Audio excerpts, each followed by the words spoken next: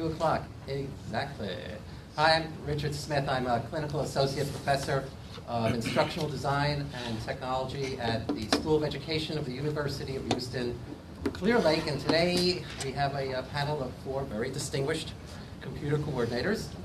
We're going to be discussing the computer coordinator, the role of the computer coordinator in the 21st century. And just a few things before I introduce everybody. That you can ask questions, of course, but not hard questions. Not hard questions. Only for Tim. If you want to know whether you should buy a Surface tablet or an iPad tablet, hold that to the end. If you have a philosophical question, we love those. We're ready now. And we are ready now. If it's a philosophical And the question. answer is no to the Surface tablet. I'll ask the just panel. Get that out of the way right now. Thank you. This one's probably going to be a problem for you today. It's difficult to compete with these. I'll ask the panel a question. They will respond. The first one will go to all the panelists, and then I'll perhaps pick 1 or 2 who have some special expertise. Be difficult to make a choice, and then you can follow up with a question. Also, we are on today's meet somehow. Oh, Let's get the computer coordinator to help you out yes, there. thank you. Yes. I generally let people solve their own problems. That's one of my gifts, but I don't know, I felt compelled today. Well, I'm really a direct instruction type of person, so I prefer to avoid the problem-solving types of things. At any rate, we are, if you're familiar with today's meet, URL todaysmeet.com/TCEA 18D, which, curiously enough, is the number of this room. So if you'd like to send some questions in on today's meet, I will pick them if they are relevant to this to the present conversation, or just hold them for a little while until we hit a more relevant spot, et cetera, and so forth. So let me introduce folks. On my left is Mike Gras, and he is the Director of Technology at White Oak ISD. Yes. And was the recipient of the TCEA 2011 Technology Administrator of the Year Award. Next to him is Tim Holt, Director of Instructional Technology at El Paso ISD, where he oversees instructional technology training for 4,500 teachers, and right now is a Pulitzer Prize candidate for his new ebook, 180 Questions. That's the shameless plug category. Thank you. It's an underwhelming bad seller, by the way. I'd like to. But you should really look it up on where is it? iTunes. On iTunes, and take and explore the possibilities. And also we have Sam Farsi, who is the Director of Instructional Technology at Irving ISD, where he was one of the pioneer of instituting a one-to-one laptop computing project. Those of you who are familiar with the robotics project at TCEA that was held for several years, Sam was the originator of that. Before going to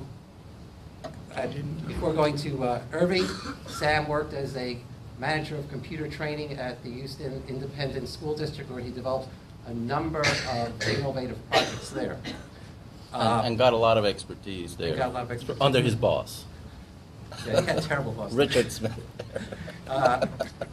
And last is Miguel Gulen, who is Director of Technology Operations at East Central Independent School District. He's been past president of the Technology Education Coordinators Special Interest Group, as was Tim. I forgot that little credit there. Yes, I was. Both of these, Tim and Miguel, have their own blogs. Miguel is Around the Corner, and Tim, what's the name of that? You have several. Holt Think.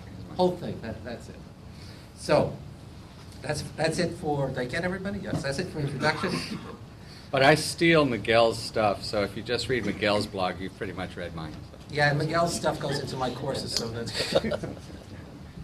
So let's start with a bit of history and the status quo. Can each of you give us a brief overview of your role as a computer coordinator when you started this sort of stuff, and when you first started, and let us know if there are any major differences in your role today. Mike, why don't we start with you? I would say there are a lot of similarities, but there are also some giant differences. Maybe move that mic closer to something. Mike for Mike. When I started at White Oak, I guess it was 11, 12 years ago, for one thing, we had the internet, but you could unplug it and no one cared. It would be 2 or 3 days before anybody found out. But I'd say as far as my role went, I could walk around in the school and kind of dispense things that teachers wanted because the demand was low and the budget was adequate for the demand, more than adequate. But some years ago, I got in trouble for that. In fact, within a year or two of starting there, principals rebelled. They were like, you just can't do that. Everything has to go through our office. There's jealousy amongst teachers, blah, blah, blah, blah, blah. So it became fairly rigid on what we dispensed, and we did it in small groups. Now it's kind of back to being a free-for-all, and I like it much better. These days, the internet's highly used. People bring their own devices. They're familiar with their own devices, and their devices solve their problems. We were very tightly filtered when I got there. Our filters are very, very liberal now, so that's a big difference. Tim? I guess the big difference, I started this job about 8 years ago, and when I started, we were having trouble getting people to use technology. I remember one of the first things we did was look at the use of email in our district, and at the time it was something like 20% of our employees were using the free email accounts that were being provided to them. And so back then it was, let's get people using the technology.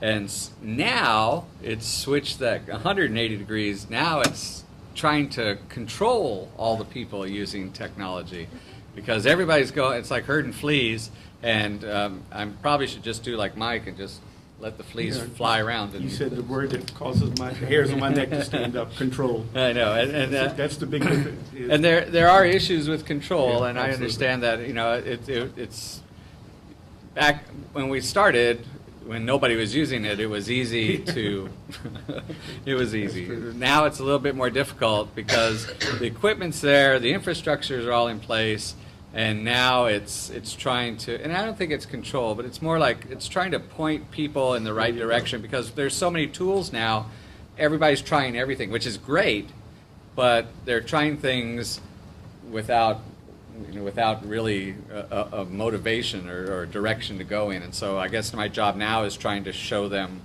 you can use this tool to do this thing, and you can use this tool to do this thing, instead of this wrong tool to do something weird. So that's the difference. From my perspective, starting in about year 2000, I was asked to start a one-to-one program in our district in Irving ISD. And we thought it's going to be such a challenging job. Surprisingly, the easiest part was actually implementation of one-to-one program, putting the hardware in schools, despite what everybody tells you. The biggest challenge has been actually the buy-in from the teachers and changing instruction. And throughout the years, for more than a decade, that's been our struggle. Of course, when we started, we were foolish enough to think that an 802.11b Wi-Fi would be sufficient enough to accommodate one-to-one implementation. It's nice to be foolish to begin with, because otherwise you would never try anything. Surprisingly, we have been solving a lot of hardware and technology issues, but the challenge, as I mentioned, still remains.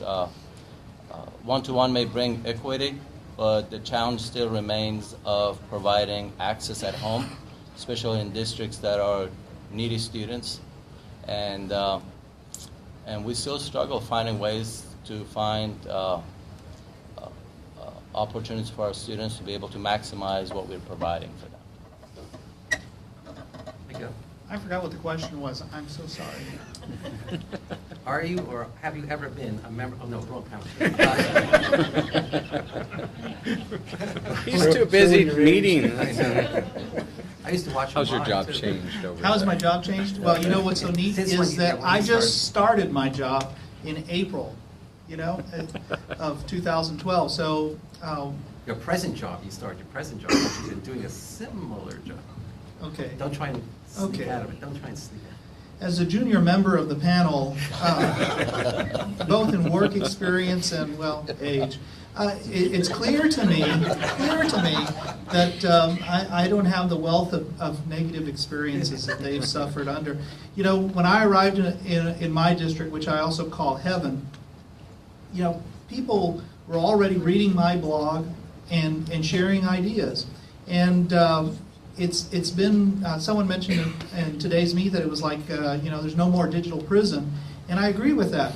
You know, there's so much technology available that even people like Juan Guerrero can walk through the door and be an expert on something. Think about all the new technologies that are available to us and how every one of us, if we spend just a little bit of time, can be an expert on using these technologies. So that's what I'm thrilled about, because from an instructional technology background, from a teacher background, from being a writer for a long time, reading up, studying, and sharing ideas is what it's about. And I think the social media and the opportunities that technology now affords us are just wonderful. And I'm grateful that we no longer have to look to instructional technology experts as the ones that can do that. We no longer have to depend on those techie people who spend most of their time looking at 4 or 5 monitors in a back room somewhere and nobody knows who they are. They're wonderful people to depend on and rely on, but we now have so much access to resources. And if I had to look at what's changed significantly, is that all of us have been empowered to do things with technology, whether we're educational technologists or not. So, Well, speaking of empowered, do you find that, as members of the technology education coordinators, special interest group, and knowing a lot of people in the area, do you find that most computer coordinators in Texas have responsibility and authority for the integration of technology into classrooms? Or is it more a case of responsibility without authority? In other words, somebody else is making the policy decision on how the computers should be used. is that question the one I could answer? Well, we'll start with you, and then Okay. we'll go. And then I'll aggravate. That's a good thing, because my answer will not be as good as we move this way. So. It's like the Supreme Court. You Yeah, start. I agree. More senior members. Okay, so I'm just thinking about. I forgot the question again. Maybe you better You're start. doing really well. Okay. so- Okay, do you find that computer coordinators these days have authority and responsibility, or are they just simply responsible for doing things and at the whim of somebody else who has these, in essence, like signature authority on budgets, or tells you what to do for use of computers? In some places, the answer is yes.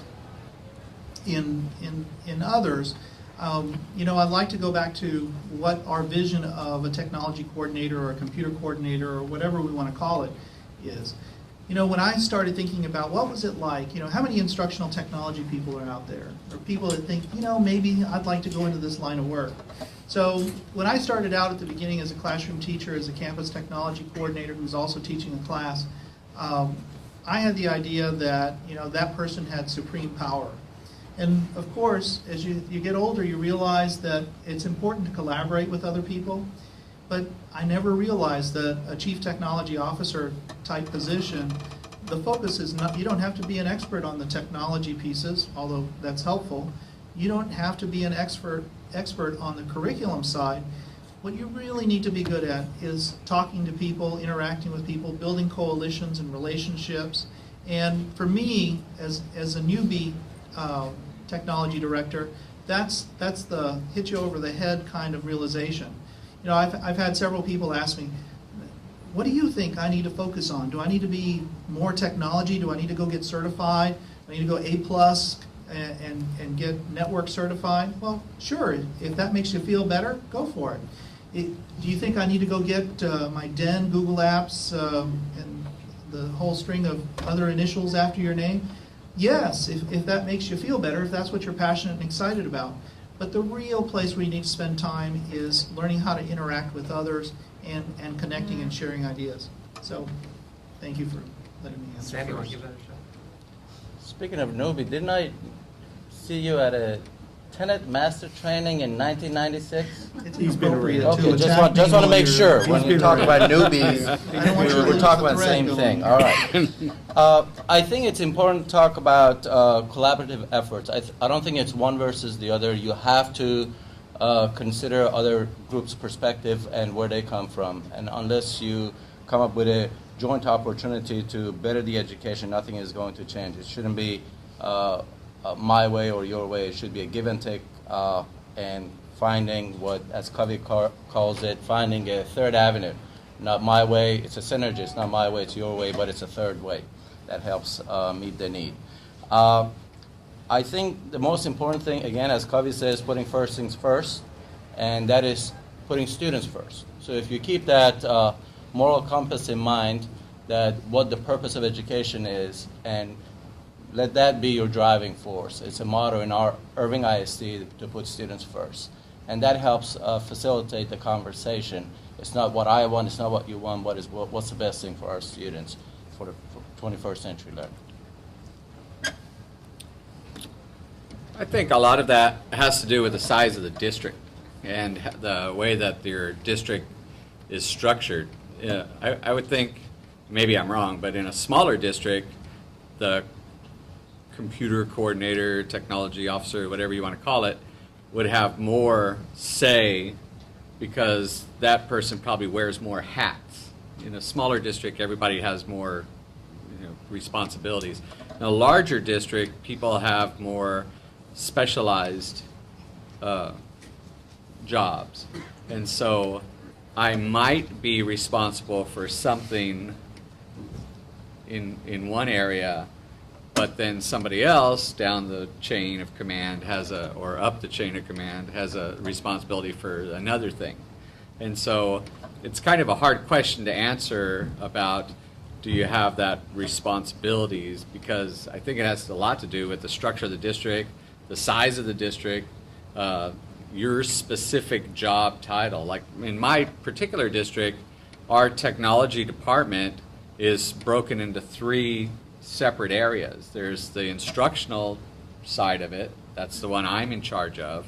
There's the administrative side. They're the people that make sure the checks are paid and everybody gets their paycheck, which make sure I'm really nice to those guys. And then there's the people that are in charge of the network and making sure the nuts and bolts are all tightened and everything works like that. And so whenever we have some district-wide kind of thing, it's all of us coming together and working together to decide. And we may decide on something, but then somebody higher up might say, well, we don't agree with you, or we don't have the money, or we have some other vendor in mind. And so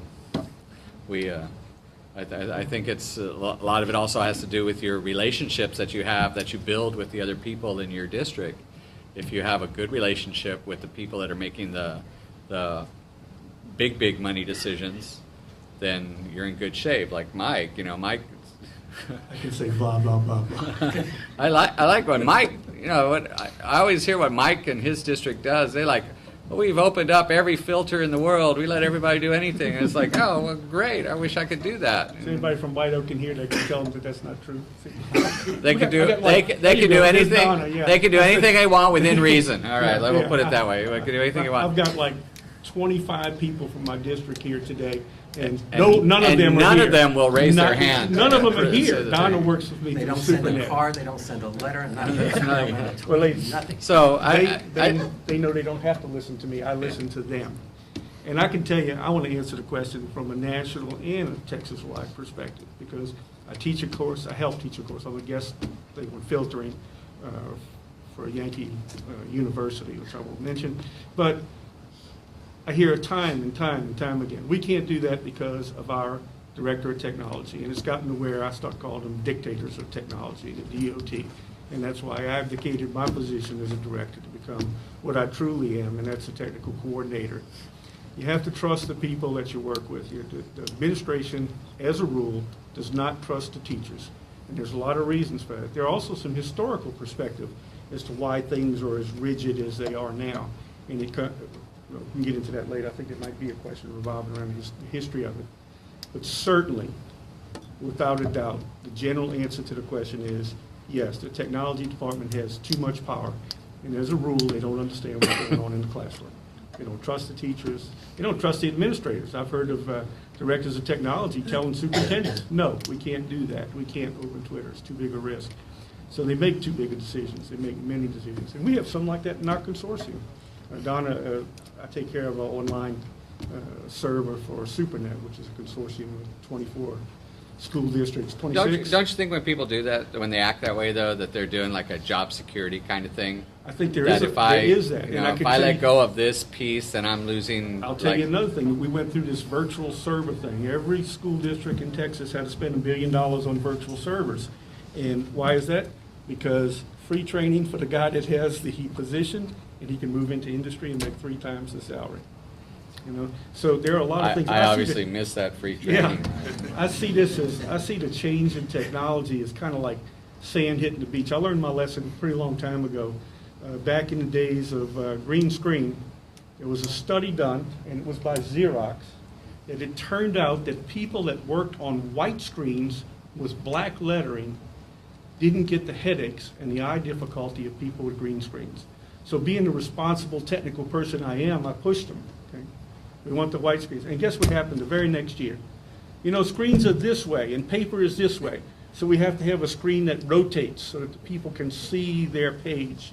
We still haven't solved that. We're more into the movie screens than we are to the written word. As we know, screens are getting bigger this way. But I have found that every time I have pushed something, that you get pushed back. If you put an iPad cart in every room in the school district at whatever expense that would be, it would not be utilized to even 20% of its potential. But if you let people bring the tools that they're used to, work with the things that they want to have in their life, I tell people all the time, I want my network to be as good as Dairy Queen's, that someone can walk in the door and use it the way they want to use it. I'm very fortunate to be in a small school. I think that's a component. But a big school district to me is made of high schools. Your and Dairy elementary Queens schools. have networks? The one in White Oak does not, but I can tell you, in Tyler, Texas, You need to come to Canutillo, Texas. people sit in Starbucks for the, I guess, ambiance or whatever. I guess we have some Starbucks drinkers out here. Whatever it is that attracts people to Starbucks, that surprises me. That just surprises me. Mark Dunk is one of my heroes, physicist and physics teacher that has moved into technology. They sit in Starbucks in Tyler, and you know the spot, Hannah. And if you sit along the window, you can pick up Dairy Queen's Wi-Fi.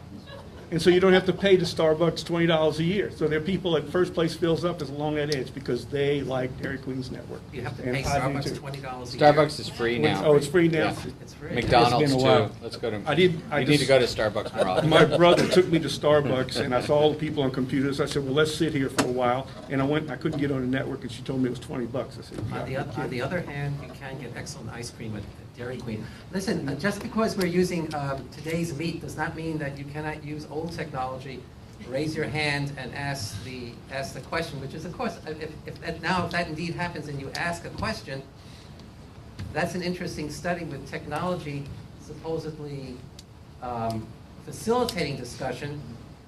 It would be defacilitating discussion, if you follow my drift. My suggestion is that Miguel writes down the question so that he can remember it. and then blogs about it later. That would be a lot easier on me. I'm more visual. I gotta see it. So if you have a question, just raise your hand or do like the kids do, shout it out. That doesn't matter. So let's pick up this question here. You know, how can we channel teachers into integrating technology while giving them some professional freedoms? Anybody want to give a try at that? Miguel, of course. I think I put it in there, but Stupid. I'll be happy to read my response. Build a Well, platform. wait. Don't forget your own question. That's Well, it's up there. So okay. Well, there we go. how can we channel teachers? I think while it's great to channel teachers, what I'd like to do is just create a platform where they feel comfortable sharing. You know, one of the neat things about putting teachers on Twitter and putting other educators on Twitter is, what do they talk about? They talk about education.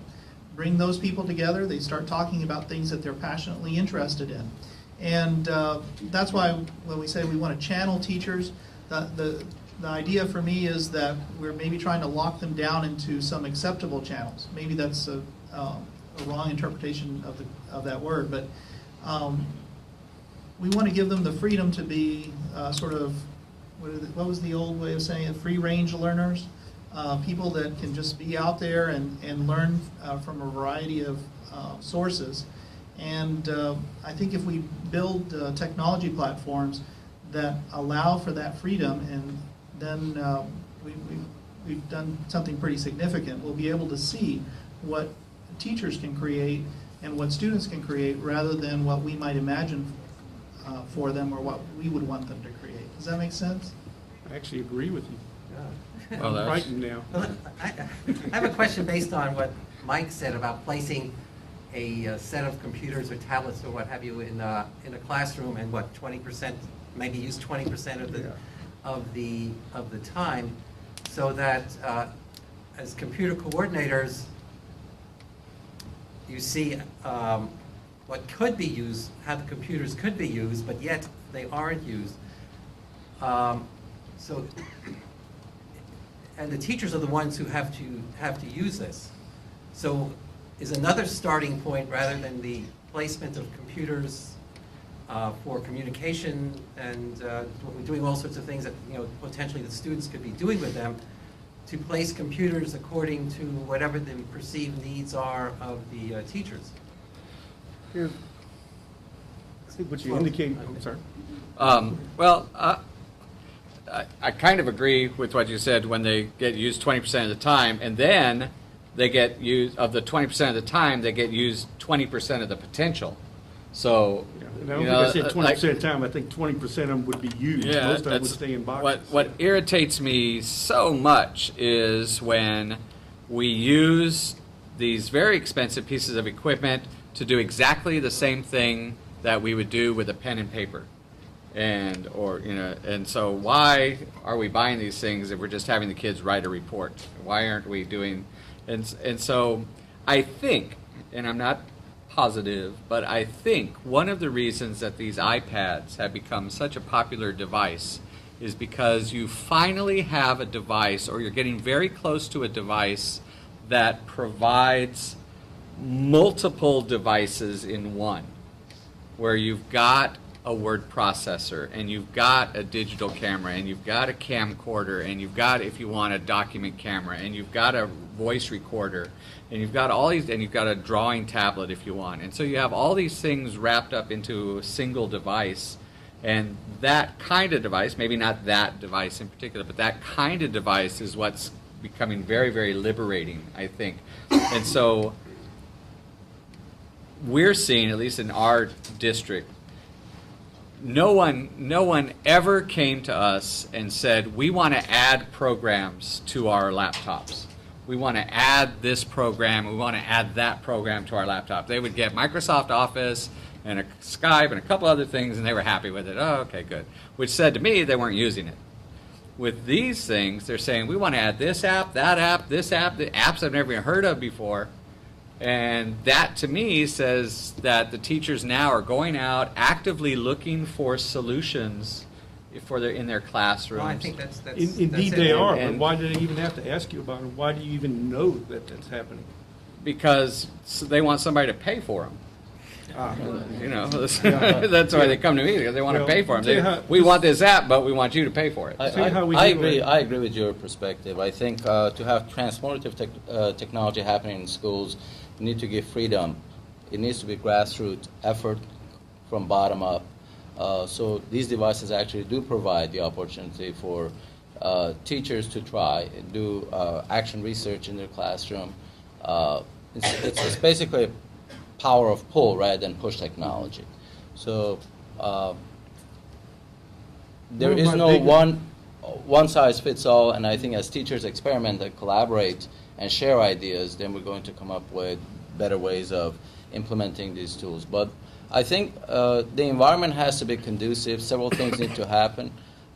You need to have a ubiquitous access to technology. Everybody should have access to technology. The community as well as the administrative leadership needs to be supporting that implementation. You need to have digital resources in order for this to happen. And most importantly, professional development is absolutely essential just in time to make sure that people are learning what they need to learn. I feel compelled to tell you how we handle apps, just so you know. I haven't bought a desktop computer in my district in 2 years. And if I do buy one, it's going to be for administration. They're due, and business office likes to recycle every 3 years or whatever. The thing that flows through my office, the thing that I buy the most of, is iTunes gift cards.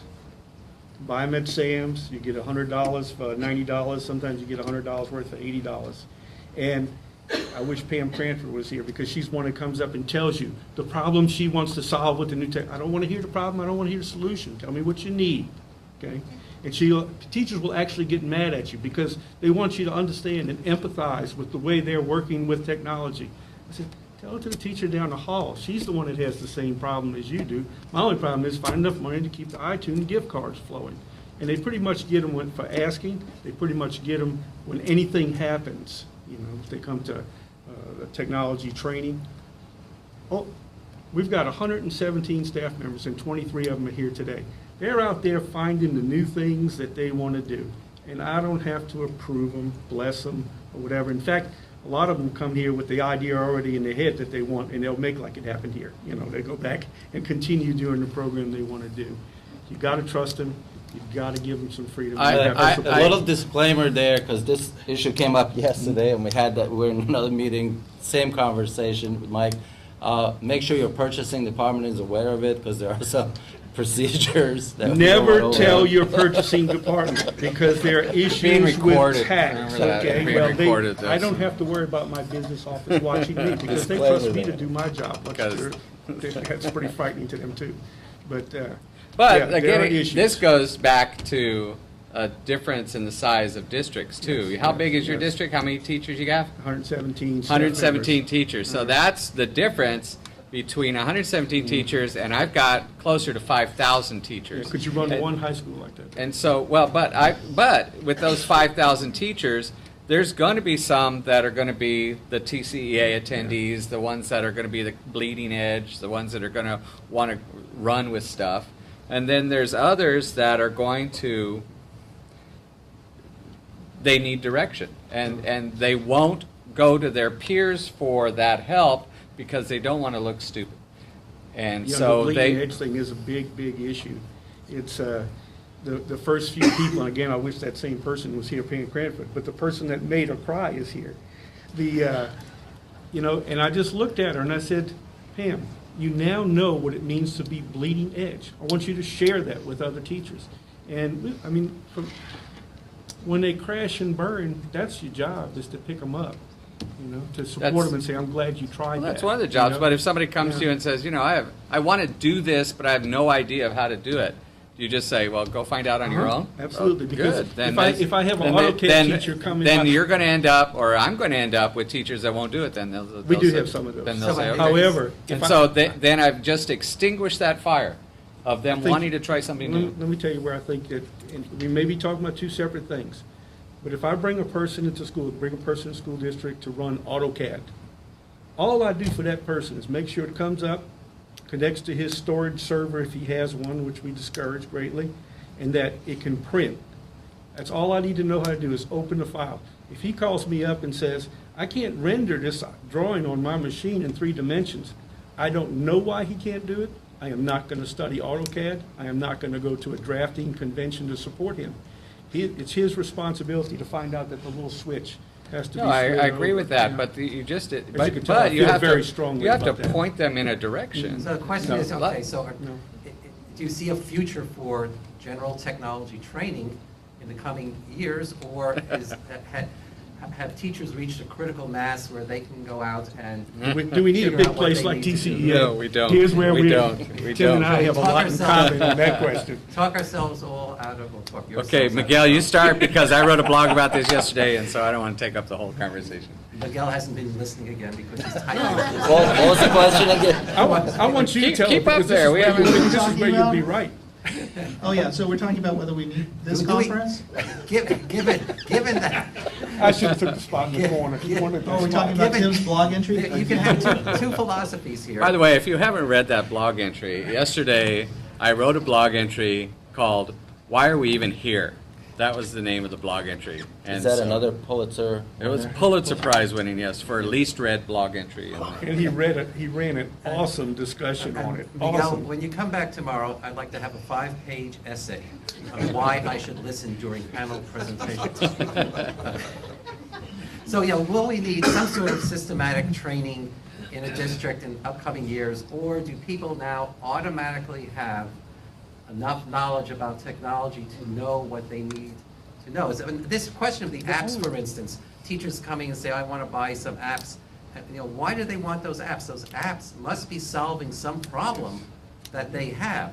Now, you can either let them assume that they know about apps and let them search around for apps, or somebody can systematically find appropriate apps and then introduce them to teachers one way or another, either online or face-to-face training sessions, whichever way you want to do it.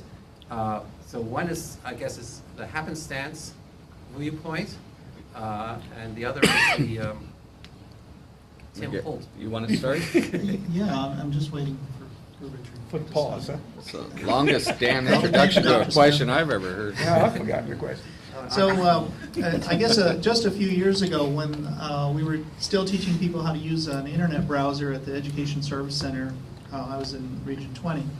And we'd actually have classes about how to use the browser and do searches and things like that.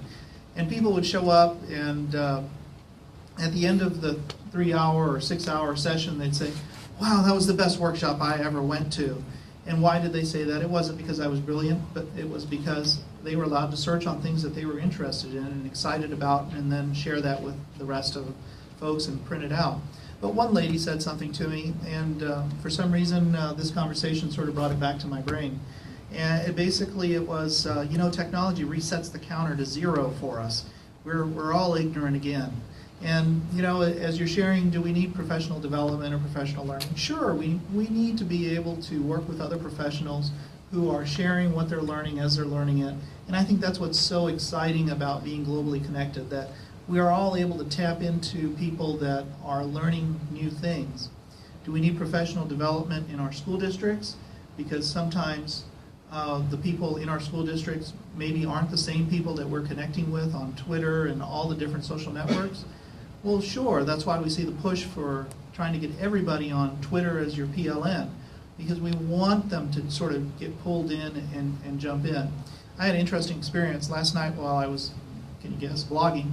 A principal from my school district sent me an email. She says, I want to start a book study. What tools should I use? I said, well, you have access to pretty much a world of tools, but my recommendation is give Edmodo a try. And she says, oh, I'm familiar with Edmodo. I'll go ahead and give that a shot. Then she wrote back, I want to use Twitter to get my teachers excited about, learning. And she said it much better than the way I just said it. But so I immediately sent a tweet out, and I noticed that she had started following me just a few minutes after she sent that email. And her, by the way, her Twitter address is @skfuller. Okay, you know what to do, right? Okay, so just say, welcome to Twitter. We want to be part of your PLN, okay? And so she had emailed me a really neat article on Twitter as your PLN. I wrote her back, and actually I tweeted that article, and I said, thanks, SK Fuller. And that sort of kicked off her PLN, I think. She had a few people follow her, more people. But that's, for me, do we need staff development, dedicated professional development? Yeah, we do. You know why? because we want people around us to be as excited about learning as we are. And if we're not as excited about learning as other people, then the question is, why aren't you excited about learning? I think to be human is to learn and to share. Don't you all agree? Here, here. To be human is to share. That sounds like a Oh, no, song. I thought I was agreeing to with being excited about learning things. Oh. I don't know about the human share. I think on one hand, it's important to have grassroots opportunities. On the other hand, there's a balance in this nature. We need to have systemic implementations as well. Hopefully your district has a vision, and that vision comes with some expectations. Taxpayers have some expectations. Hopefully the superintendent sets the agenda, and district follows that. In our district, I know we have a real high rate of mobility. So if every school, every teacher wants to do their own thing, as students move from school to school, which in our district is more than 20% of mobility, how do we ensure continuity? So there needs to be a system in place as well to make sure that there is a long-term vision, short-term vision for the district. Within those frameworks, provide flexibility for teachers and administrators to function. So the question was, is there a need for technology training? Is that right? Yes, Yeah. and will there be a continuing need for technology training? Okay. He's cheating because he's writing down the questions. Well, I mean, He's using a pen and paper. old too. school, yeah, it's like old school.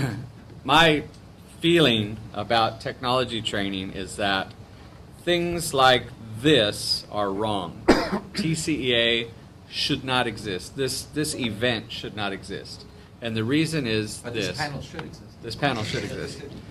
And the reason is, for years and years and years and years, what have we been telling teachers? That technology is a tool, that you're supposed to use it in your classroom just like a pencil is a tool, just like an overhead projector is a tool, just like a whiteboard is a tool. It's just a tool that you use in your classroom. So what do is that we have these huge conferences, or we have separate trainings where we're separating the tool from the classroom. This type of event, every single one of the sessions that are going on here shouldn't be here. They should be in the science convention. They should be in the English language arts convention. They should be in the bilingual ed convention. They should be in the content specific area conventions. There shouldn't be this separated technology from the content areas, because what we're doing is we're giving this huge message that instructional technology is different or somehow separated from the content areas. We do not need a director. Conversely, why would English and language arts be separated from science or math? Well, because in this state and in this nation, we have English language arts tests, and we have science tests, and we have math tests. And so if we want to at least get the tools into those curricular areas, we need to go to those curricular areas instead of having those curricular areas come to us. Because even now, we still have the technology TEKs, which are separate TEKs from the curricular TEKs, which gives the same message again, that technology is separate from your core curricular areas, which I think is wrong. And I think that if we should do any kind of technology, it should be embedded with what they're doing in the classroom. It should be embedded with what the actual class thing is that they're doing, instead of saying, look, here's a smart board, here's what a smart board can do, now go back to your classroom and have a great time with your smart board. I hope it works for Yeah, you. you may not even have to go that far, because you don't need a director of pencils. It's just a tool. That's exactly And right. So I think that it could come down to the fact that all you really need is a maintenance person for the network. That once it's fully integrated, there's no need for a director, there's maybe a coordinator, somebody to go out and help discover what the new things are. But that would be minimal, and it would probably be a teacher, not a technician. I hope actually the reverse is true, that we would see those math and science conferences disappear, and TCEA would grow, so we can integrate subject areas. So, for example, if we would have, for example, we would have The project. TCA people are applauding. Yeah, sure. They're, Wonderful. we're making tons of money here. Oh. No, actually, I don't think they make a whole lot of money. You'll be surprised. Yeah, they make a lot of money. I've been on the board, so I know. I know how much money they make. You're still on the board. Keep in mind, if we're doing project-based learning, we're not looking at one particular subject area. Let the knowledge drive what the subject areas are, and they have them converge together. By channeling, technology just gives us infinite opportunity. But there's no subject area technology. No, technology is just... There's no subject area technology. I agree with that. Technology is just the glue that brings everything together. It's a glue that brings everything Well, together. the question is, and I used to see this when I worked in Houston ISD, what is it that teaches these subject area teachers about technology? How do they learn about it? How do they know where to look, what to find, and what to do? And I agree with you when you say if you have an application that solves a problem for a teacher, that teacher will use the technology. If you have an application where it solves a problem for the person who's implementing it, and that person could be a school board that has an idea of what technology should be doing, a superintendent, you're liable to have a problem of it not being used. One of the classic things, let me throw out an example from Houston ISD. Supposedly it takes years and years to have a teacher train a teacher to be motivated to use technology. We had a project where we brought in band directors to teach them about Sibelius. And Sibelius is to music like PageMaker is to magazine creation. The program was demoed to them by a, okay, Page, come on. Didn't they stop making that like 30 years ago? Well, it's an example, it works. Holy moly. I didn't say I'm the computer coordinator. It's an example. And I'm not going to get defensive about this. Okay, we're waiting. But at any rate, so the music teachers, it takes them, band directors, several days to arrange music for an orchestra. Well, I had one of the staff members, Joe Chase, who was with the district for years, was a music teacher, and he demonstrated that to them how to arrange music. It took him approximately half an hour to do what took these band directors 3 days to do. There was no implementation problem. But we had given them the keyboards and the software. Every one of those was in use. They were motivated. They wanted to use it. So yes, the technology facilitates instruction, but the question is there something there? You need to have something that is going to help the teachers find appropriate applications in technology. TEA has a rule that came out about, I guess, 8, 9 years ago. It said technology departments have to spend 20% of their budget on training. And I remember school districts in East Texas going nuts. That's such a fabulous amount of money because they were spending so much on technology. It was unbelievable. At that point, White Oak was at 30. We currently spend over 60% of the technology budget on training. And that's where it needs to be. Something to help teachers go out and discover the things that help them solve problems. Can you send me that rule? I'd love to see that rule. Yeah, it's there. Yeah, I can find it. Is it still there? Yeah. Because I think right now we spend like $1. A dollar. And that's the problem, because It's there. you think about the iTunes thing. I tell people I have 117 helpers because everyone with iTunes cards, when they're sitting there, they're looking to stretch that as far as they possibly can. They're looking for the free app so they don't have to spend that $25. So you have all these researchers out there solving problems for you, finding the things that will work in their classroom for them. I really think it's about making all this stuff go away. Kind of that's where I do agree with Tim. Let me just throw one curve out there. With the implementation now and popularity of distance education, how do you think that was going to affect your role? Because distance education is an example of an applied technology for instructional purposes. In distance learning, I'm a caretaker. We have a master of it in our audience down there. Teaches across the great state of Texas and influences things far and beyond. It's changing everything. It's changing everything. And we were talking this morning about disruptive technologies. And in fact, the speaker this morning was talking about it. That when the when people in London, the mayor of London was buying horses to solve problems in their growing city, they were very well aware that the automobile was there. We see all these things that are happening right below education, and one of these is going to emerge and destroy the system that we're currently in. And Tim won't have to worry about the big training because it's going to be dispersed throughout the world. And that's good. I mean, you actually see that happening right now. It's right now, the people that are pushing that out are the universities with things like iTunes U and those MOOC courses and those, free for everybody kind of stuff. And so it's going to push down to professional development type things. But I think there's going to be a call for every different kind of professional development. There's still there's a change in the MOOCs that's just change in the MOOCs. It gives you that's a quote for you. Put that on it kind of makes the hair stand up on the neck and gives me kind of a chill in my bones. You have all these universities that are just putting out these free courses, okay? And not only universities, there are schools doing it, and you can go take the course. Well, people in third world nations that have fortunate enough to manage to find a part-time internet connection, you see them online begging to get into things. When they do get into things and they do it, the next thing they turn around is they want a piece of paper from that university saying that they achieved that course. And if any of y'all follow those things, what you see now is these open courses are on a schedule.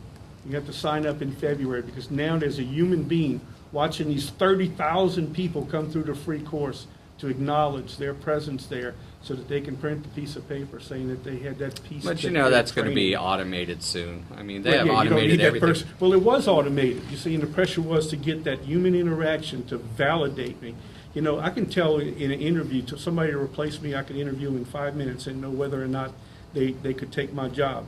But if I had to devise a test to do it, it would take me a year to devise a test. I'd have to normalize it. I'd have to test various people that I discuss things with to determine whether or not that person really had that knowledge. We know our peers. When you get a PhD, you defend yourself in front of your peers. Of course, there's a written test and all the little things that have to be stamped. But that's where you really experience the other human being is with that interaction. And that interaction is taking place now on the internet. Rosetta Stone, the top software in the world for learning languages. What's their latest thing that they've done? And they're advertising on TV now. Speak with a native speaker. You take your French course and you want to pay that little extra buck, it's so that you actually talk to a human being to validate where you are with your language. So I don't think the teacher's going You're away, assuming but- it's a human being, right? Well, the teacher may not be going away, but suppose I was a district that could not afford a French teacher. And suppose I could then offer that course via distance education, which is common, and came from a different district. It could be a Texas Virtual School Network course or a course from a private company. If you do that enough times, there's kind of an implication for what might happen to public education. You can for positions such as computer coordinator, because you could drive a hole in the need for teachers. In other words, it would be possible, especially if you were using telecommunication technology, video conferencing, to hire teachers who have been trained in India, who live in India and work in India. In other words, we're outsourcing teachers and work face-to-face in the video conferencing setup to teach a course which might be advanced calculus, for which a school does not have a teacher, for physics. And if you keep extending that, and the current what would you call it? The current environment is very pro alternative educational entities rather than the public kindergarten through 12, or even right now kindergarten through university system. Do you see a problem at all? The only thing keeping that from happening right now is rules. That's the only thing. Again, with SuperNet, we don't offer Spanish 1.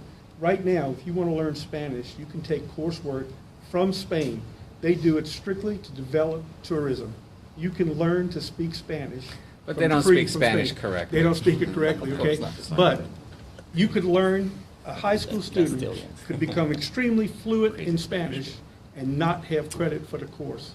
It's the rules that deter these kinds of things, and somewhere along the line, these rules are going to fracture. They're going to fracture. Well, I think you are right. They are going to fracture. Can you scroll down, because we have no idea what, What we've question been we're stuck on that answering, one huh? from For a like, long time. We have more things to disagree about. We should move on. that's right. Where is the scrolling item? Because I'm at the end of this thing. Go to the top. Go to the top, keep going, there you go, there you go. Okay. Woo-hoo. Woohoo! The long-avoided panel discussion that's begins it? soon. No, that's, That's a good answer. Scroll down, scroll down. Howdy, hold on, Mark Dunk. You are Mark. keep going, keep going. Mark Dunk is here. Wow. You have a question? Viva la always on. buoy. There we go. Well, here's an interesting one. How can we channel teachers into integrate? there's wait, another wait. request for speaking to SAMR, Lodi, and I guess other models of technology integration. That's one of the You requests need to hit further down. refresh there, Richard. Hit the little curly arrow thing up at the URL box. Help them out. Help 'em out. No, no, No, no. you I gotta help resist them. this time. You resist. We're here forever. So, what's the question, Miguel? They're asking, is it J Frozy is asking for a little bit more on SAMR and Lodi? SAMR, yes.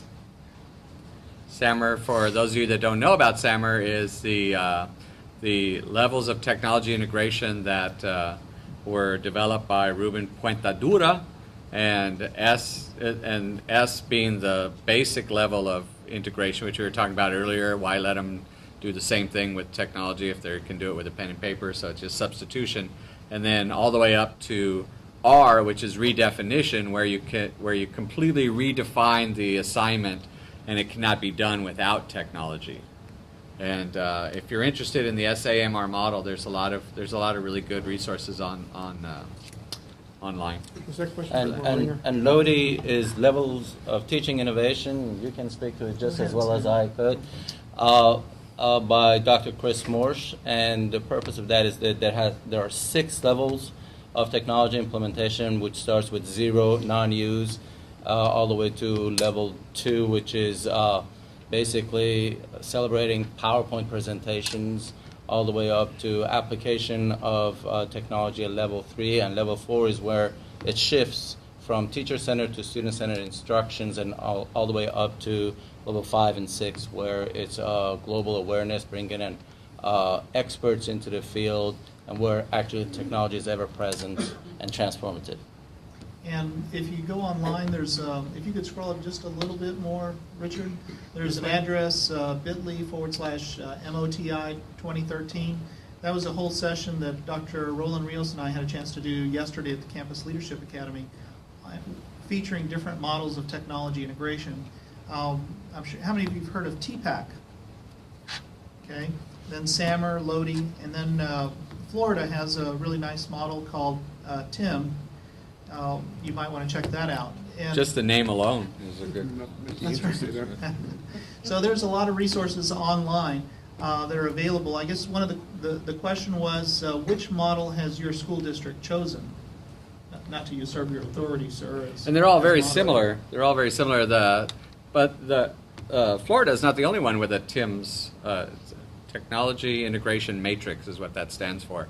And usually what they do is they'll have like the levels of technology integration, and then they'll have a video that demonstrates that technology level. Arizona has one, Florida has one, Michigan has one. Do you think Pearson would be ready to develop a test for us to evaluate our level of achievement?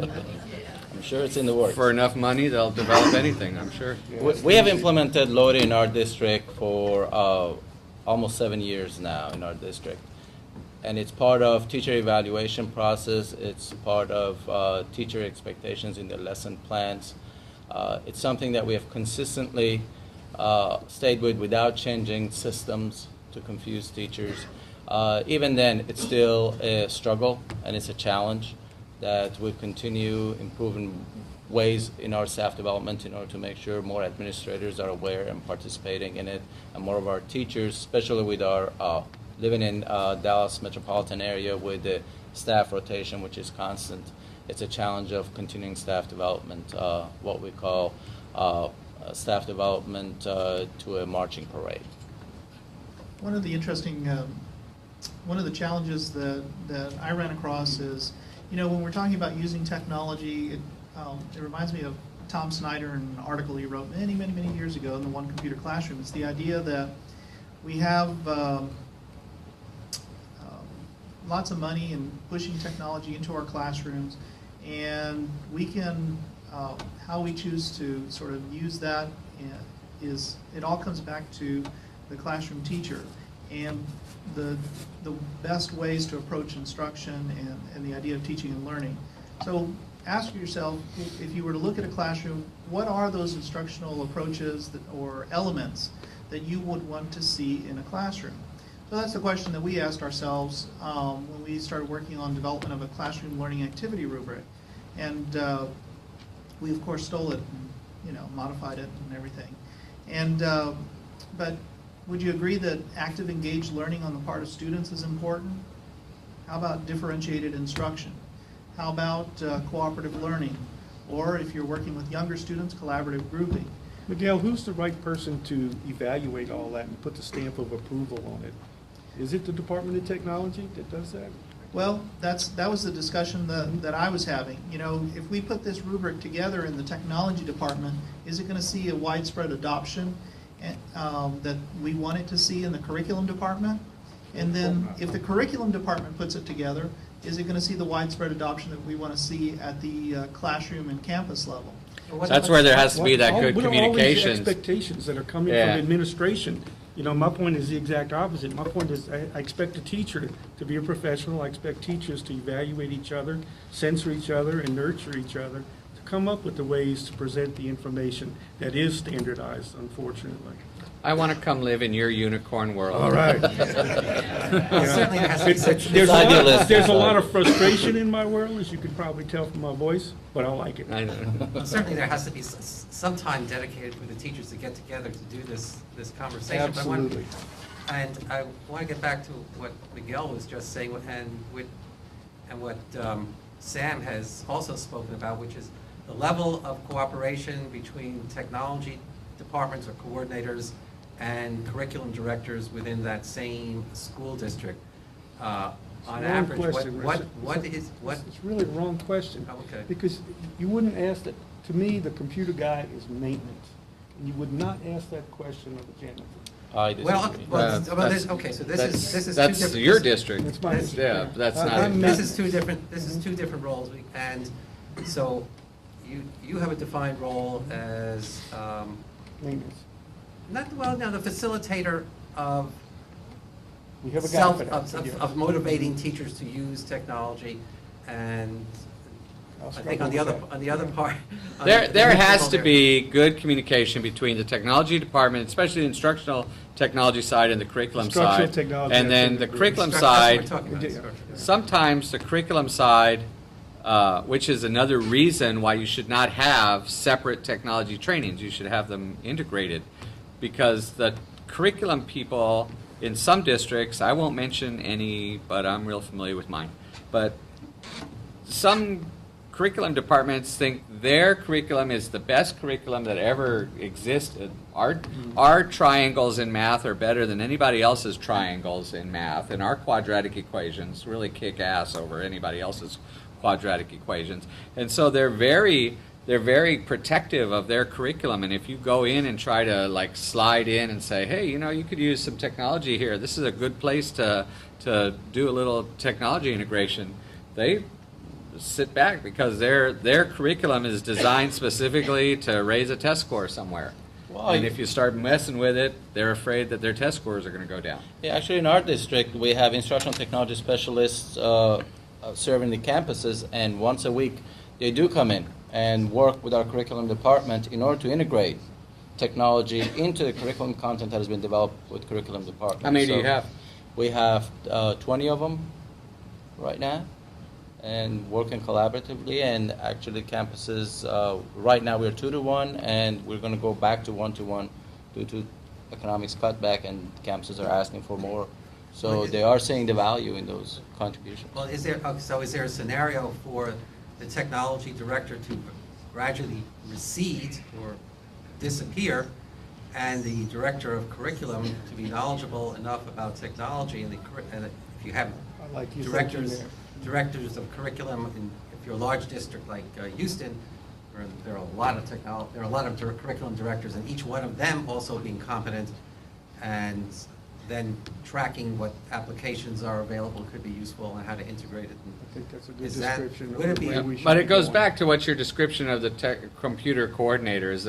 Is your computer coordinator a nuts and bolts guy? Is your computer coordinator a nuts and bolts and instructional guy, or so? Or just instruction. We've or gone just through an a very instructional guy, so- unfortunate history that brought us to the disagreements that we're having now. And I've been in it since the beginning of that.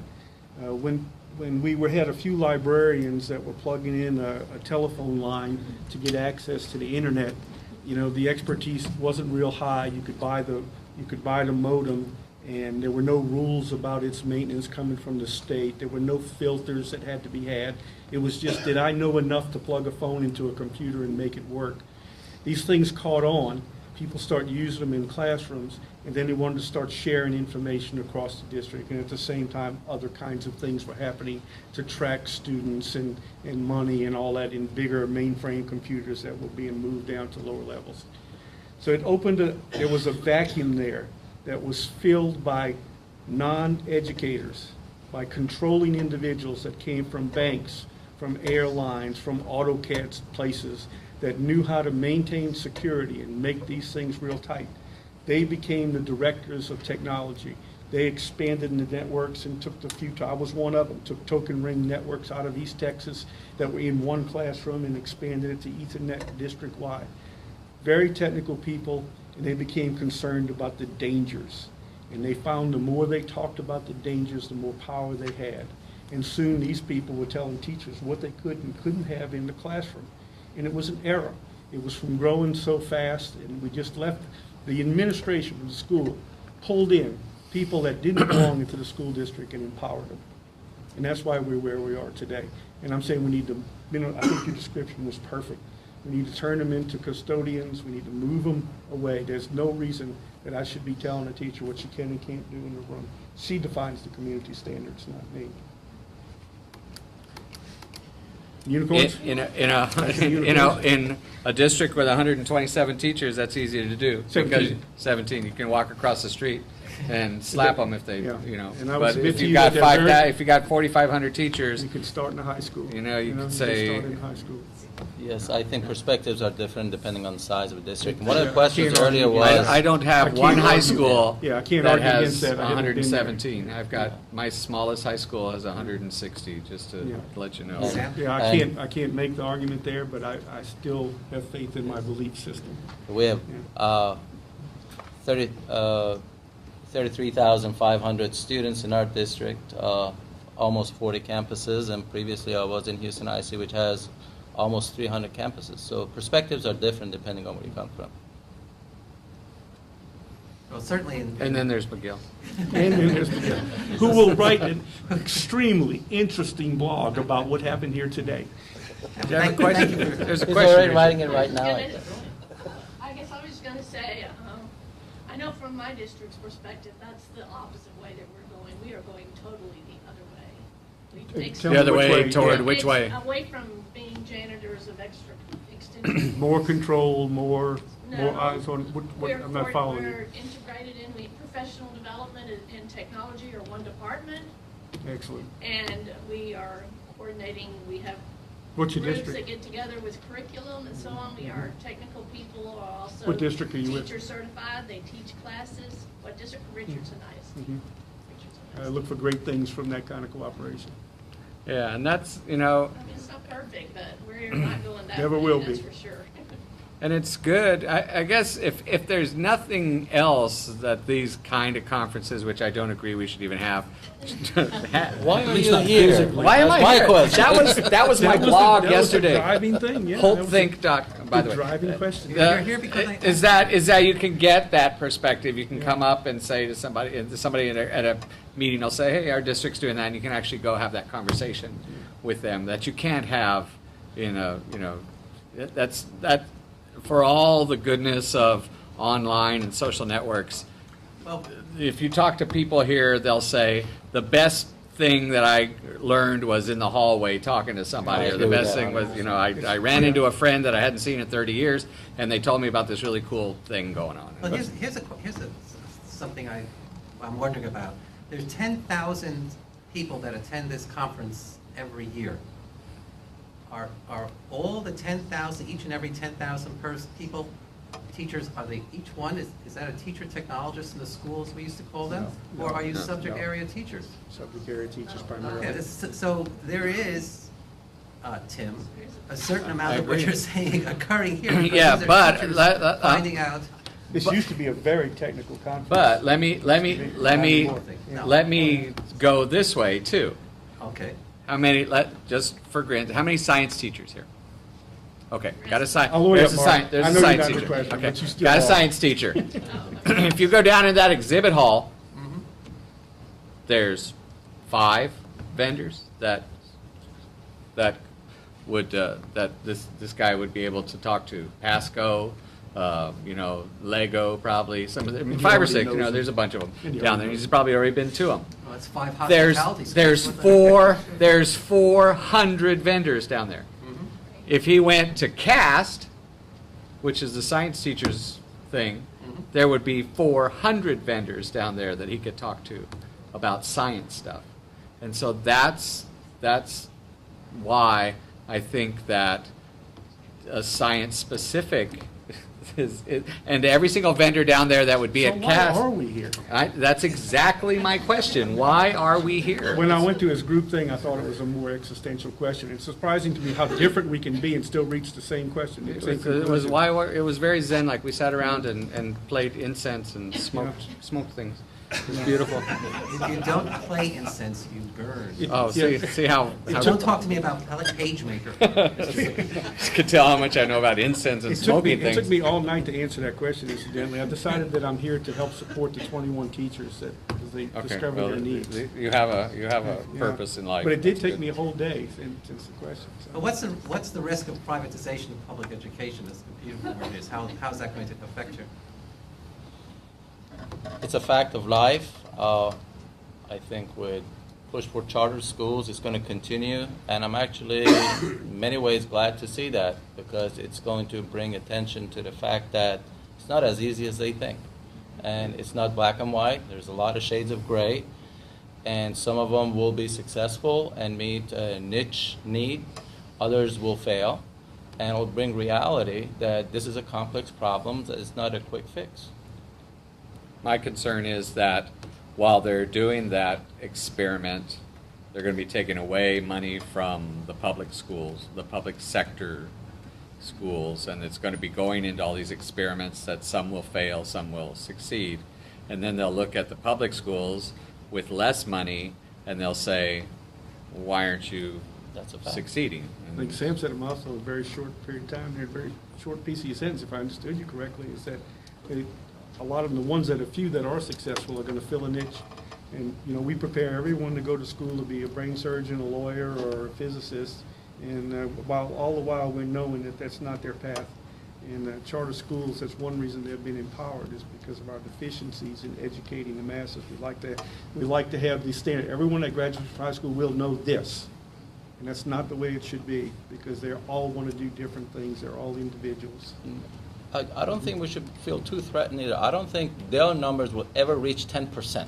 It's going to take a very long time for that to happen. I agree And with- even public education can benefit from some of their experimentation, because our hands are so tied with policies and procedures. We don't have the flexibility. They can experiment, they can fail, they can succeed. We can learn from them just as well. It doesn't have But to if be the one way- argument, one but if way- the argument for those schools is that they can experiment without the rules and regulations, well then, why don't they just I would have agreed do that you. with public education and say, get rid of the rules and 100%. regulations? We live in the environment that we live in, so we have to I consider know. the reality. I should so. say the opposite. I would have disagreed. Governor 2 Perry. months ago, I would have disagreed with you immensely.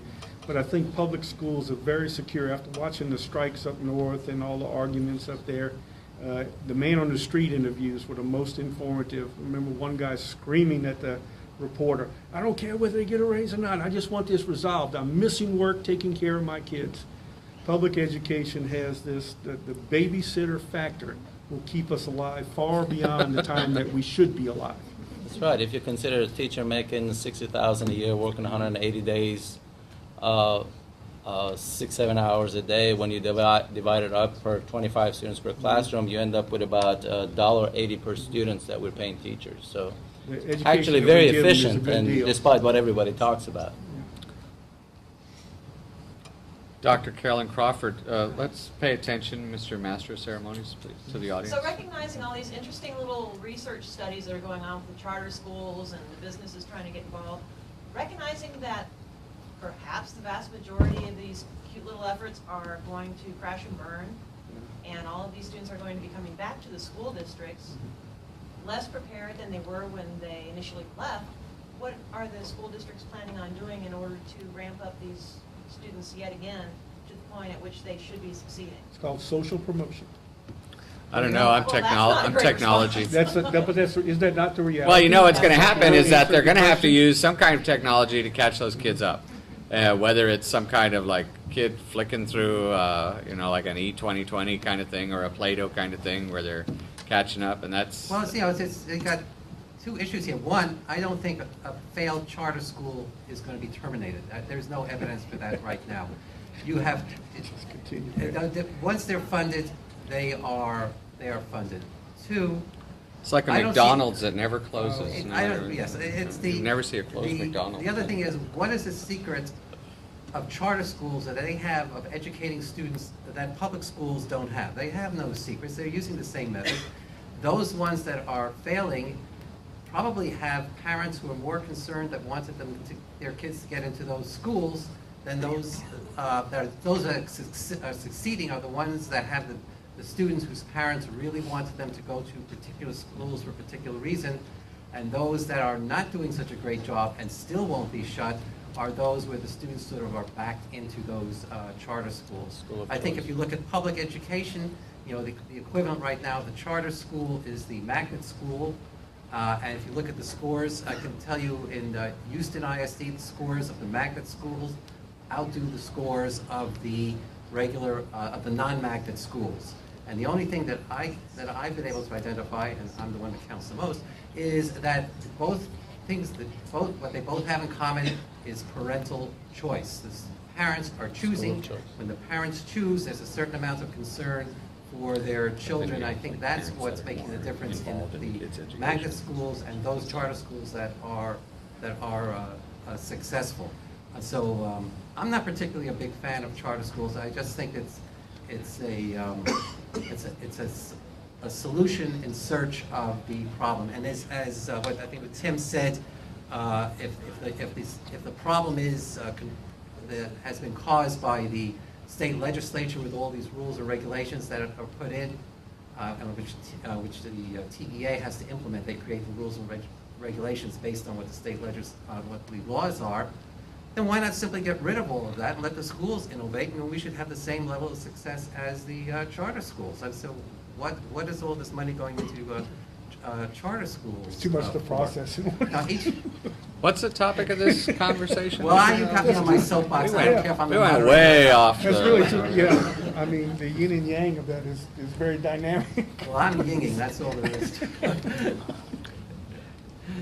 So I think, Yes. to wrap things up, because we're getting close to the end here. I People are think. leaving anyway. If people are Well, leaving. they're going to other The sessions. rest Look are at- just look at falling the- asleep, It's and so not the case for us. I think one of the things that the position of computer coordinator probably won't ever be called computer coordinator again. It's like technology director, or chief information Network officers. maintenance. Yeah, that position won't go away. That position will evolve depending on the school Devolve. district. Maybe devolve in your fantasy unicorn Yes. world that you live in, and then And I we'll want to come continue live to in your work in. district, man. You must would have be- like you would be Skittle so- rainbows coming out of the You would sky. be so welcome. You would be so I'm welcome. like, he's got like, apparently over White Oaks, they Okay. got like clouds with First different time in this colors. Don't hold discussion, back, I Tim. wish half Just of tell our us how you teachers were feel. here, because they would Okay, agree. unless Miguel has anything else he'd like to say or tweet or whatever. Go for it, Miguel. Or are there any questions from the audience at all? Is anyone awake at By any the way, point? our jokes are copyrighted. Yeah, these people just don't want to be embarrassed and walk out on us. That's what it all. is. They're just waiting for the bell to ring. We'll just- I'd like to thank everybody on the panel, Mike Gras, Tim Holt, Sam Farsi, and Miguel More than welcome. Gulen, and thank you all for attending. Holtthink.tumblr.com. And don't forget about his book, That's my 180 Questions. And Last write your minute own shameless blog. plug. Don't look at what I That's say. I sold almost one copy last week. So.